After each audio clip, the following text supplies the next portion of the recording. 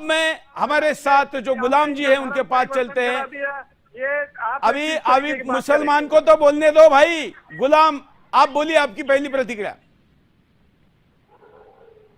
जी धन्यवाद सुरेश जी। हाँ, मैं अपनी बात की का आरंभ महाउपनिषद के उस श्लोक से करना चाहूंगा जो ऋग्वेद का भी बहुत ही मुख्य श्लोक है, और वो है आप मुसलमान हैं तो आप ये तो फिर बाकी लोग भी वही करेंगे। आप अपनी बात करिए ना, अपनी बात से शुरू करिए। ये हमारी भी बात है और आपकी भी बात है।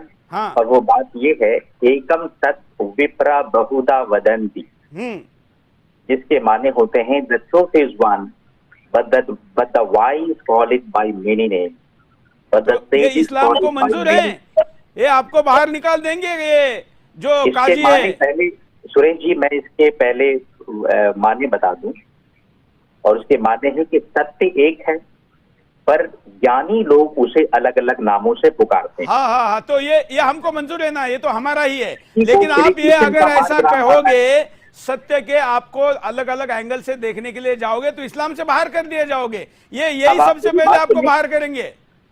तो अब आइए, हाँ। अब हम कुरान की तरफ चलते हैं। कुरान में है कि ला तसुब्बुल्लज़ीना यदऊन मिन दूनिल्लाह, ला तसुब्बुल्लज़ीना यदऊन मिन दूनिल्लाह, जो लोग अल्लाह के अलावा किसी को पुकारते हैं, किसी की भी पूजा करते हैं, उन्हें गालियां मत दो।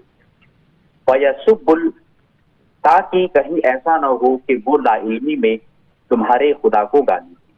तो जो बात यहाँ चल रही है कि किसी भी ऐसी जबान का, मैं एक मशहूर शेर मुझे याद आ रहा है, बात चाहे बेसलीका हो कलीम, बात चाहे बेसलीका हो कलीम, बात करने का सलीका चाहिए।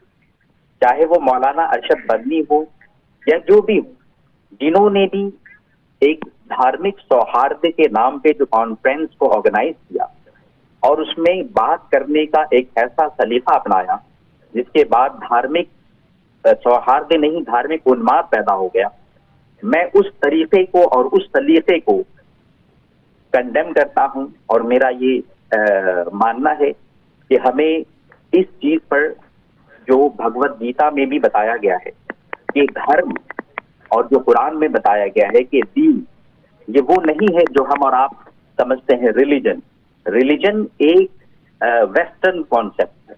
लेकिन धर्म क्या है?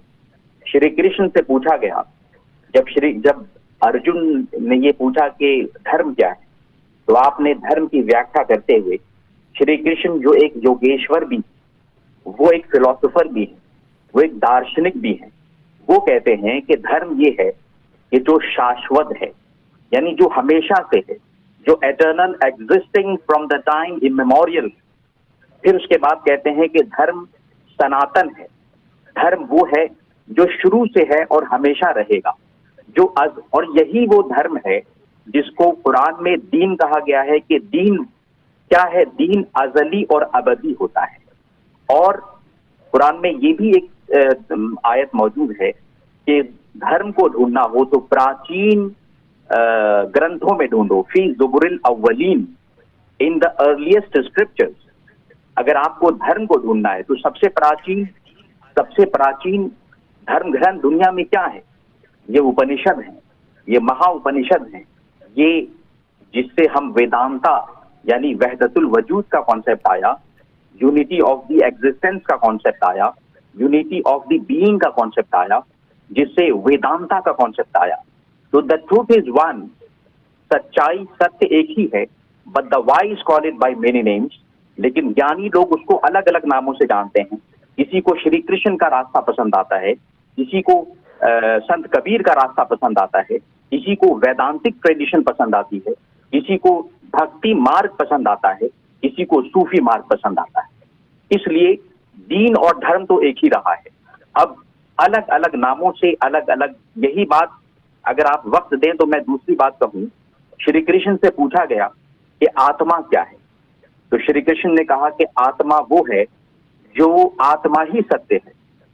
कुरान करीम में बताया गया, कुरान करीम में एक आयत है, यस अलूनका अनिर रूह, कि ए रसूल आपसे आपके मानने वाले पूछते हैं कि रूह क्या है, कुल रूह मिन अम्रि रब्बी, कह दीजिए कि रूह आपके रब के हुक्म से है, यानी रूह ही सत्य है, आत्मा ही सत्य है।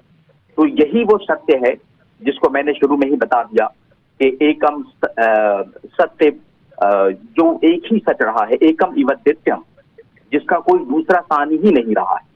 इसी एकता की तरफ, इसी सच्चाई की तरफ हम सबको लौट जाना चाहिए। हाँ, बहुत बहुत धन्यवाद। चलिए, आपने जो बात की है, कम से कम अब इस पर बहस होनी चाहिए। हम शास्त्रार्थ ऐसा ही चाहते हैं जिसमें संदर्भों के साथ बात हो।